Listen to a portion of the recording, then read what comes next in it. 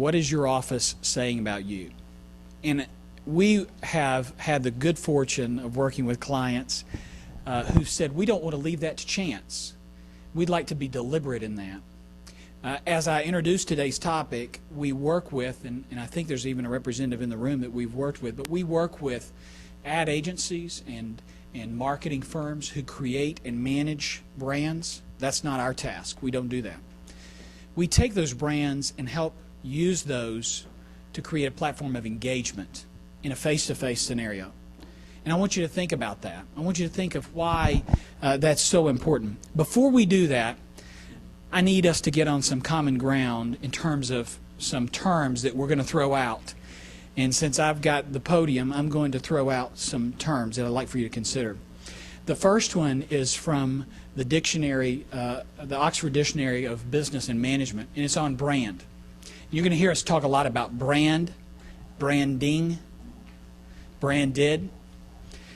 The irony is, sometimes when we think about, I grew up on a farm, when we think about branding, that's actually where that term came from, is to mark cattle and swine and agricultural animals that were sold back and forth. That's one use of it. And then in the metal arts, when silversmiths and metalworkers and artisans started creating with metalworks, you've seen sometimes on the bottom of a piece of pewter this stamp or brand. That was an indication of quality if that brand or stamp you're following now, right, came from a certain artisan. Well, similarly, this word brand now operates with its own identity within the marketing world. So this definition says a name, sign, or symbol that's used to identify items or services of the seller and to differentiate them from the competitors' goods or services. Now, there are some really meaty words in there that we're going to spend some time on. But one of the most critical, that won't be on the test at the end of the chapter, but one of the most critical ones I really want you to remember is the word differentiate. Differentiate. Because as we see it on our team, at the core of effective marketing is the term differentiation. And that's what we get from this definition. Walter Landor created an agency that has created its own identity and success in branding. Landor and Associates now creates some of the most famous marks that we see and interact with, and polices and creates brand identity packages, and they are so entrenched in this, not so much as an ad agency, but more as a creator of brand marks and brand identities. And Walter Landor said, simply put, a brand is a promise. By identifying and authenticating a product or service, it delivers a pledge of satisfaction or quality, right? A pledge of satisfaction or quality.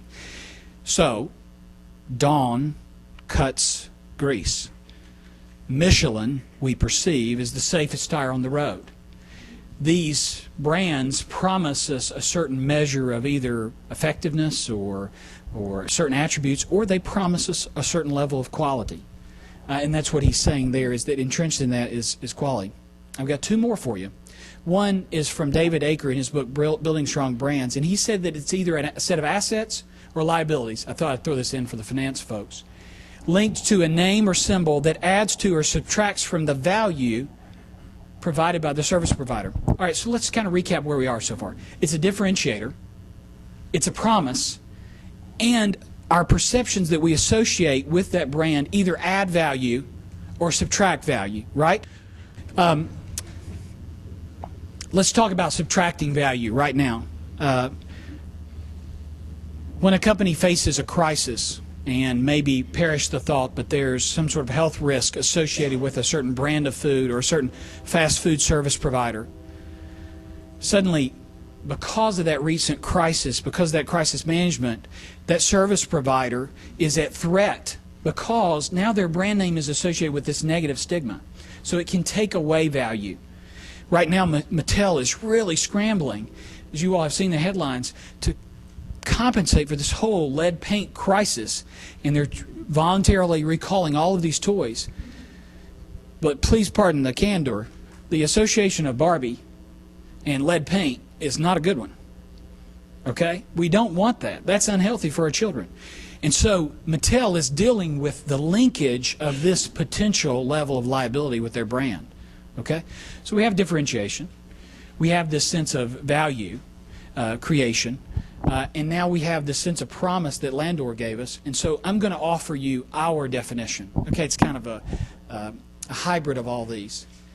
And that is a collection of perception or emotions in the mind of the customer that add value, enable choice.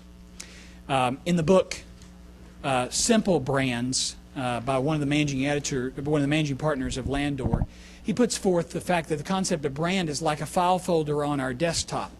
Whether you're a PC or Mac user, you're familiar with the term file folder, right? And what we do is with either a product or service or with a brand name, we start putting things in that file folder and we associate them. And so when the time comes that we make a transaction or a choice, we bring out that file folder. So when the time comes for us to make a choice between coffee, we bring out the file folder. And we work through the emotions and the perceptions that we have. Now, I love this slide. And the reason I love this slide is because it is an equal playing field for all of us. More than likely, you or someone you know consume coffee. The coffee on the left is about $1. The coffee on the right is about $4.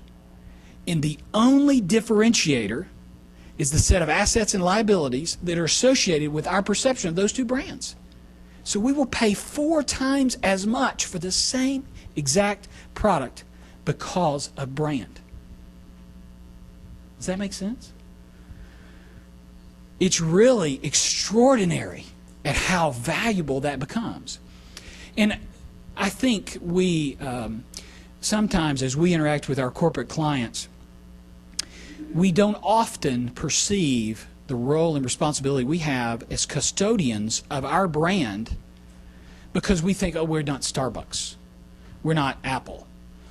We don't have a consumer brand. And I would argue with you that your brand is critically important. And in some ways, it's easier for you to execute it consistently the smaller your enterprise is rather than the larger it is.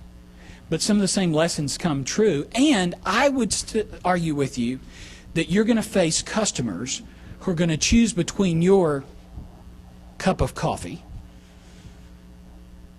and you've got to have some perceived point of differentiation, or the only thing they're going to be able to choose from is what? If there are no differentiators, what do we choose from? Price.